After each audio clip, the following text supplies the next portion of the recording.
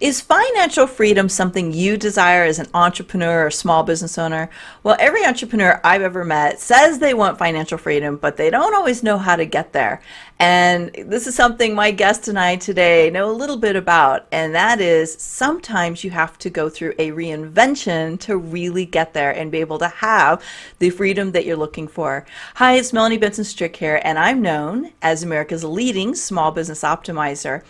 And the whole concept of optimizing is figuring out something that works and then learning how to keep doing it over and over and over again, to put more power into it and to sometimes say no to the things that shouldn't be there anymore.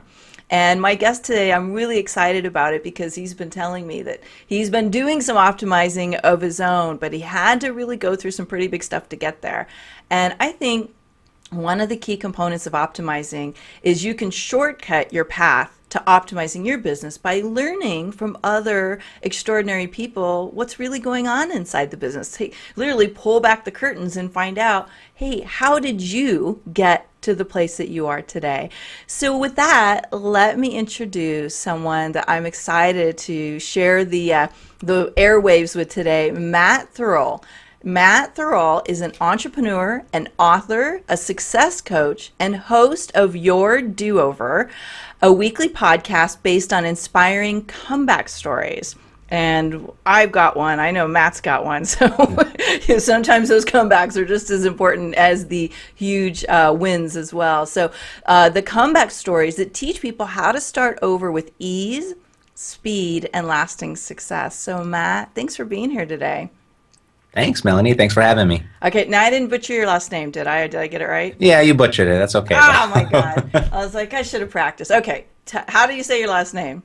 It's Theriault. Oh my God. I know. Every letter in it is silent. So. Oh, well, of course I would know that. You have one of the last names that we need a little bit of coaching on how to say, right?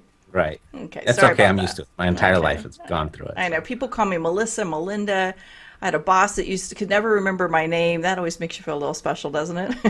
Yes. That's okay, though. So, Matt, I'm so intrigued by the do-over concept and what that means to you. But first, maybe tell us a little bit about Matt and the business that you have today. Sure. Well, when I got out of the Marine Corps, I spent the next 15 years of my life in the music business. Pursuing my passion, living my dream. Everything came very easily to me.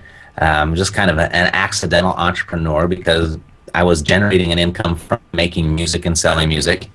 And then one day this called the digital download came along and basically turned the whole industry upside down.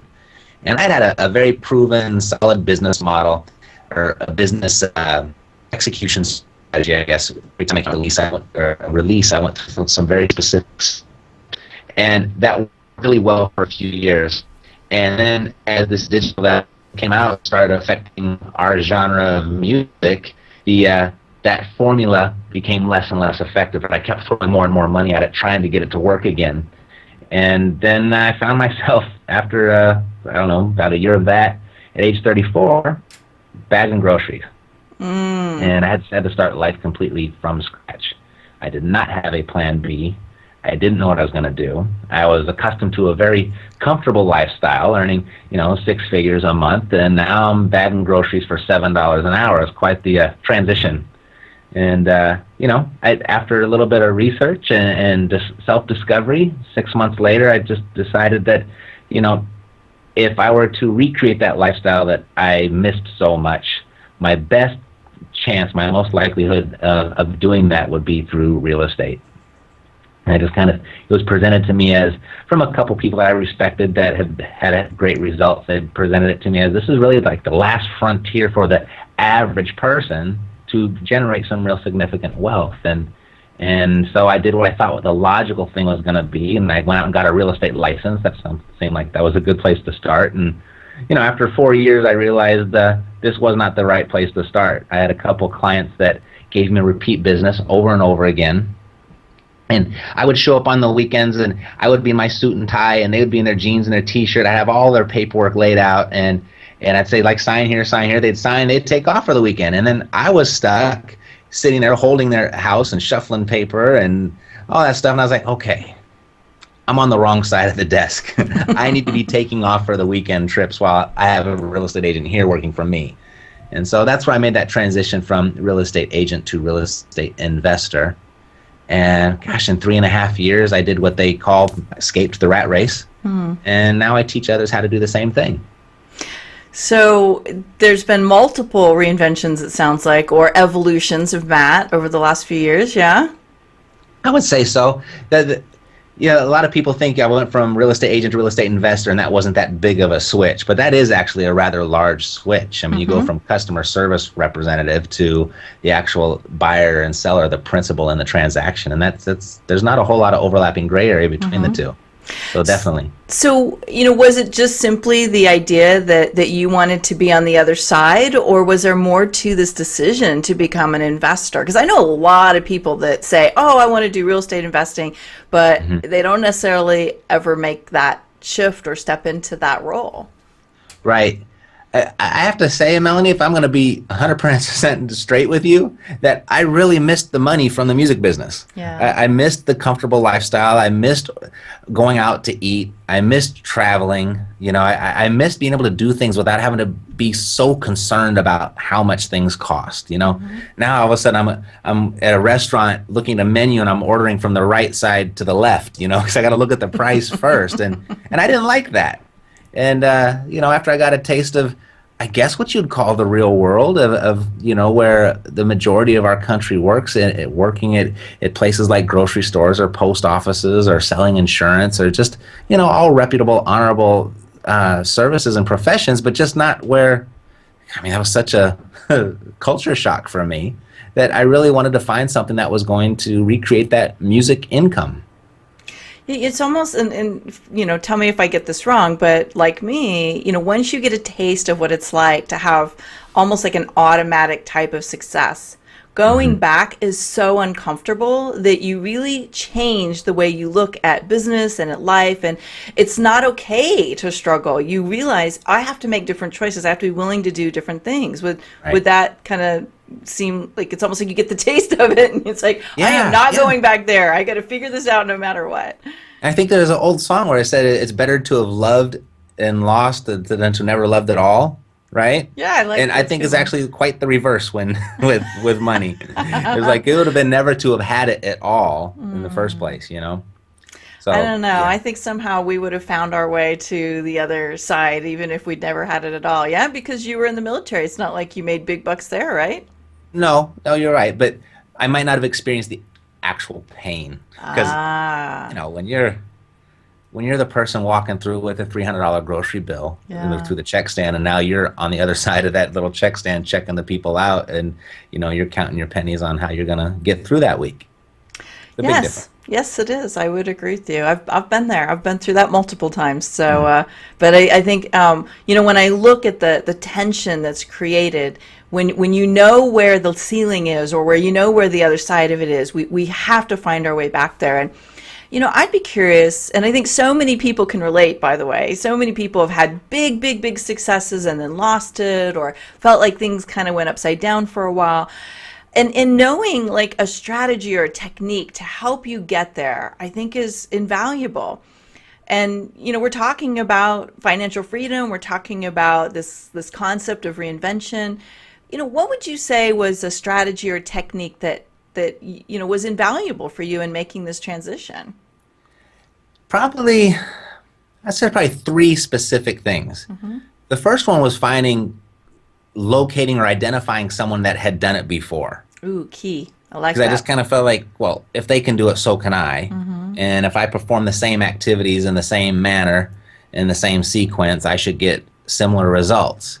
So that was logical to me. So I did that first. And then the second thing was being intentional about creating your environment, specifically the people that you surround yourself with. So I was very intentional about creating a like-minded environment. And not just like-minded, but also like-minded and actual achievers, doers. And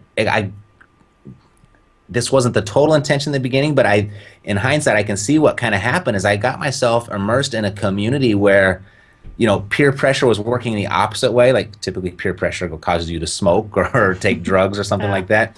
But this peer pressure, like you kind of felt like an outcast if you didn't succeed, if you didn't produce a result. Mm-hmm. And that really forced me, that really pushed me. And looking back, I think that was the big factor that, led to my current success. I love that you brought that up. I know when I started my business 14 years ago, I was surrounded by a lot of people who were not entrepreneurs, and that energy is contagious. It's almost by this very unconscious, I don't know, I want to call it an energy, like an unspoken code. You kind of want to fit in so you don't rock the Right, boat. And when I started rocking out of it, people didn't know what to do with me. They're like, "You're right. insane. You're leaving this cushy job."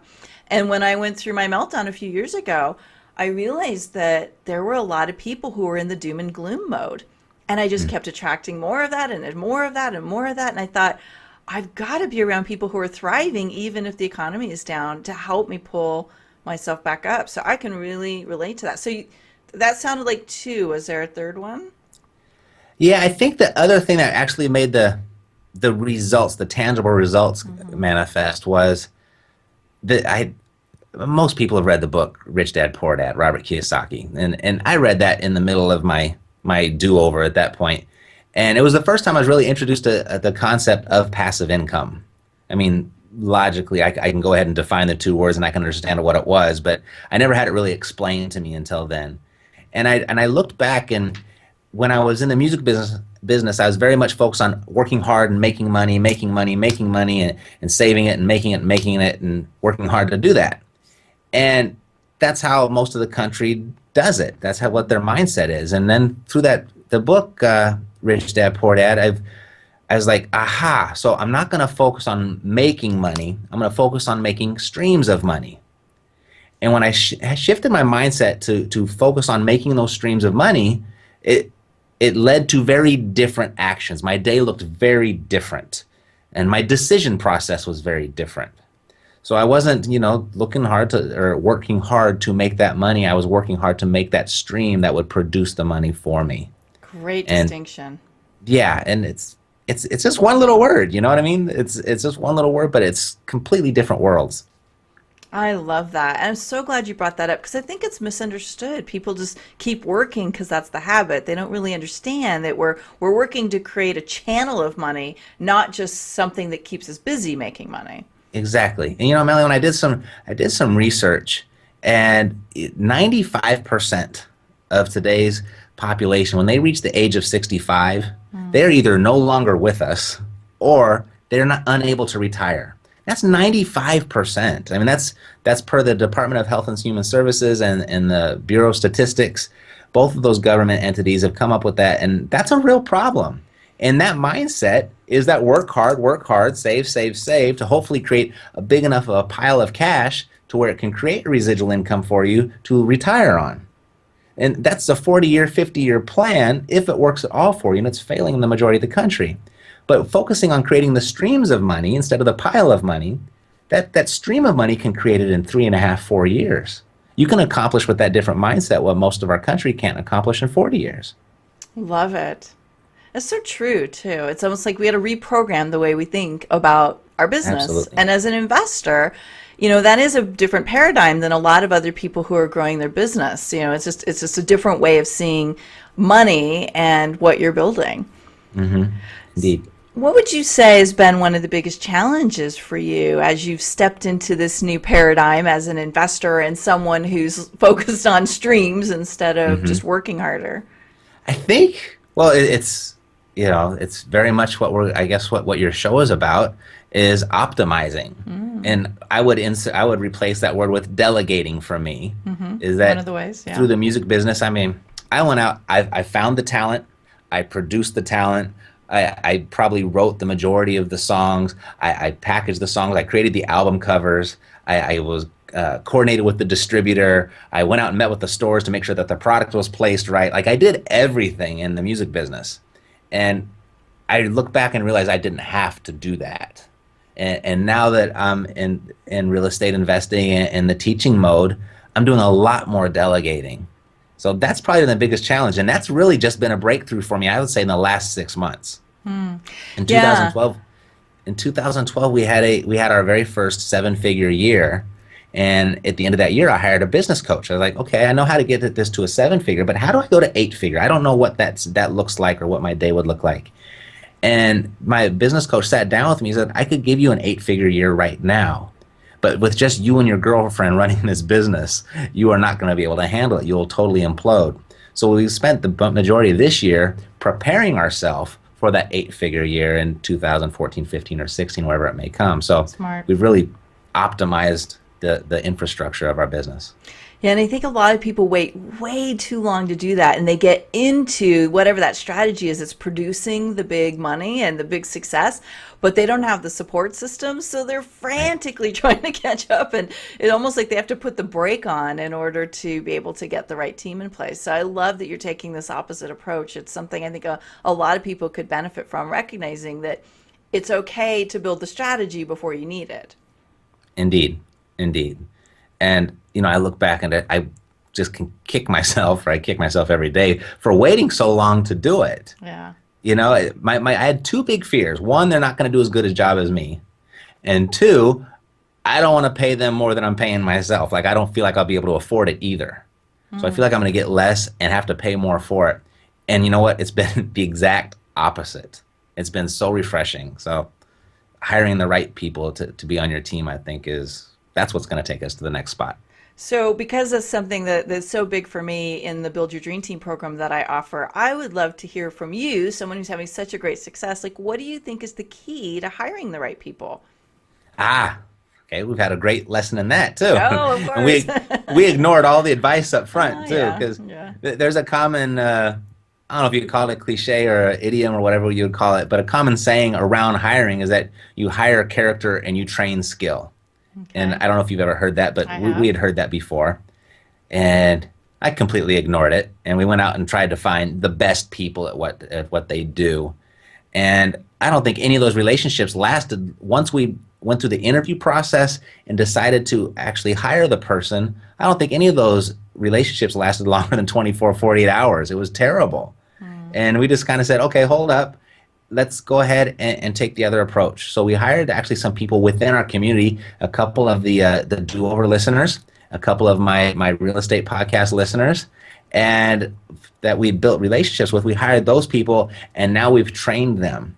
But because it's been such an easy process to train, because they've been associates or clients of ours for so long, they already get it. And they're just awesome people. And that right there is just, yeah, the higher character and train skill is a much better path. Yeah, I've heard it said slightly differently, where you hire for the attitude and then you train them to do things the way you want them to do it. And I agree that that's a really powerful path. And I know a lot of smaller business owners really get stuck around this because they don't have the ability to train. So I actually look at finding some of both. So if you're one of those people where you're like, oh, I don't even know what the skill is, just know that you can hire an integration of both. But if you don't have the right attitude and you don't have the right, I say fit in terms of the way that person sees the world and the way you see the world, no skill is going to make up the difference. You kind of have to have both especially if you're a smaller business owner who you don't have the capacity to train. Indeed. I mean, they had skills when they came. We just had to kind of tweak their skills. I mean, they could read and write and count money and, tell time, but, there's nothing out there refine the skills that you need along the way. Right, exactly. Yeah. So what do you tend to hire for? Like what were some of the big game changers when you got someone doing certain activities for you? Well, the one part was a director of operations for our turnkey real estate investing operation. What we do is we go out and we find distressed properties, we fix them up, we put a tenant in place, we arrange the property management, and then we sell those as a cash flowing asset, mostly to doctors and lawyers and busy professionals, small business owners. And so we were doing all of that included in everything else. So I hired one person just to handle our inflow of clients. So there's just one person there that answers all their questions, and they decide together where they're going to be a good fit for our solution or not. So that was probably 6 or 7 people a day that we would have to talk to. And sometimes those phone calls could be 5 minutes, and sometimes they could be 2 hours. So they could take up a whole day. So we hired someone for that. So that's going to be awesome. And The other part is I do a lot of our lead generation for our business online. So I do a lot of content creation, including the 2 podcasts. We've got blogs, we've got YouTube, just like yourself. And as you know, content creation can take up a lot of time. And so I've hired someone to, I create basically one piece of content and then they syndicate that in all various formats for us. Love that. So that's really saved a lot. And then, bookkeeper. That's a big Love one. that. Yes. Love the bookkeeper. That's really eliminated a lot of our work for us as well. Yeah. I always tell people if you don't have a bookkeeper, and unless you're a bookkeeper by trade, it should be the very first thing you get off your plate. It should be. It should be the very first person. But you feel like, well, I'm not making any money or anything, so why do I need one yet? And then, gosh, if you try and play catch up with that, it is the biggest headache. Yeah, I have a bookkeeper that I absolutely love, and she actually makes me money because she's so good at managing the flow and making sure everything's done on time, and she keeps track of all the money coming in and all the money coming out, and we have our weekly meetings and we go through, just checkpoints, and it's so liberating because I don't know about you, I love money and I love counting money, but I don't love having to track where everything's going and trying to keep my fingers on everything. I just feel like my job should be making more come in, not figuring out where it's all going every day. Exactly. So I love that you're building a team. I love that that's your optimization strategy because I think it's so key. And I'm just wondering if there's any other big shifts that you guys went through to really get you on the right path to being able to grow to that 7-figure mark and ultimately the 8-figure mark. Mm-hmm. I think getting to that first milestone of that 7-figure, it was just hard work. We just outworked everybody.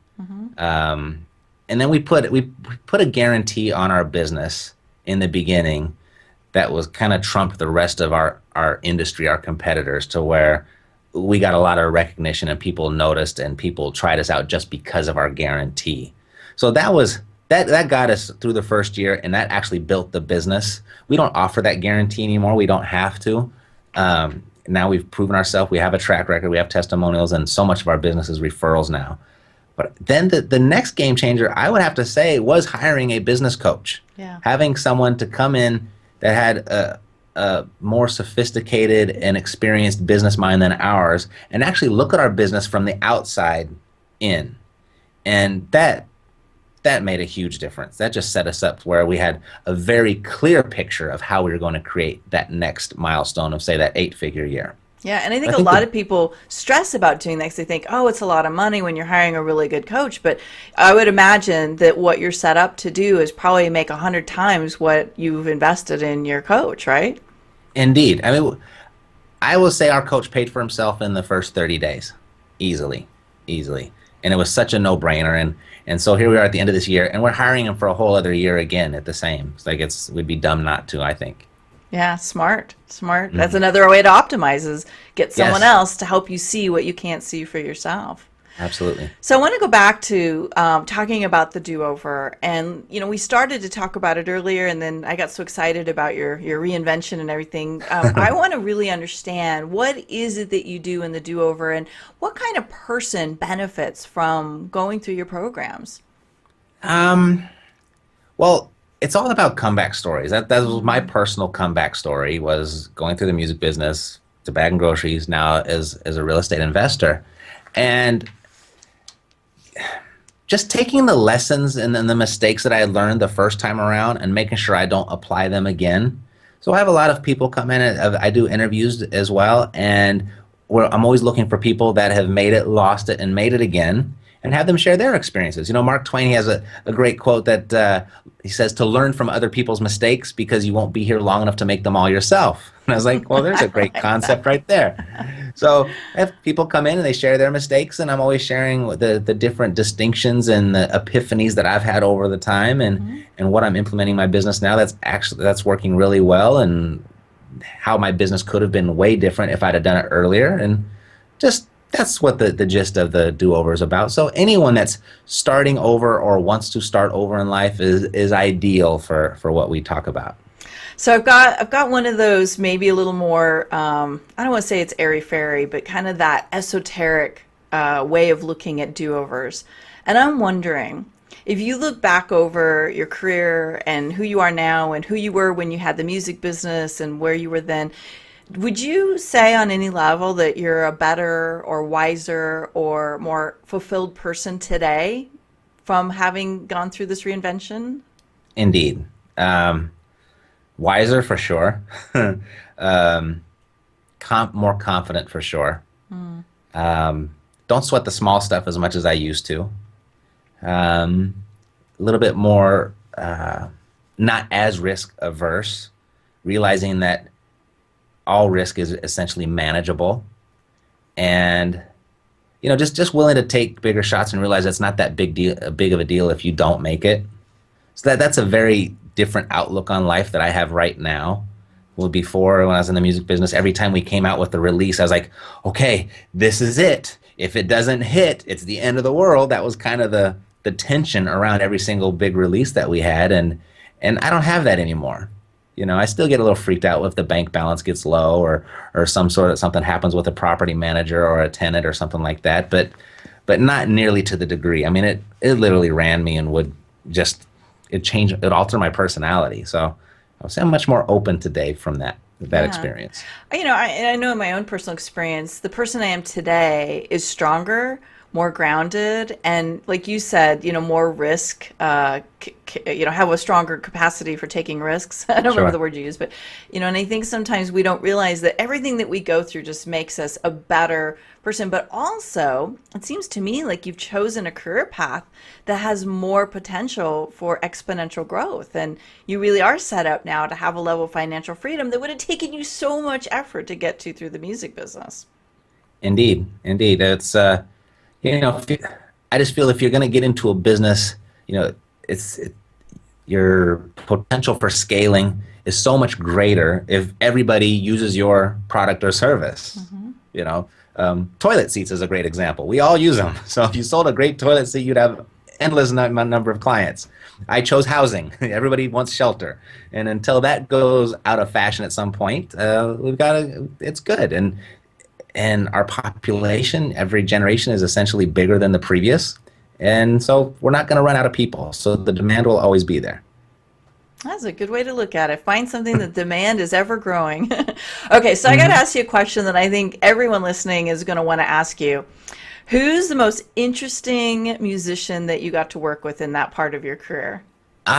Interesting musician. Or maybe the coolest person that we might recognize them in the world, the bigger world? Sure. Well, we did have a single from Eminem before Okay. anyone knew who Eminem was. Okay.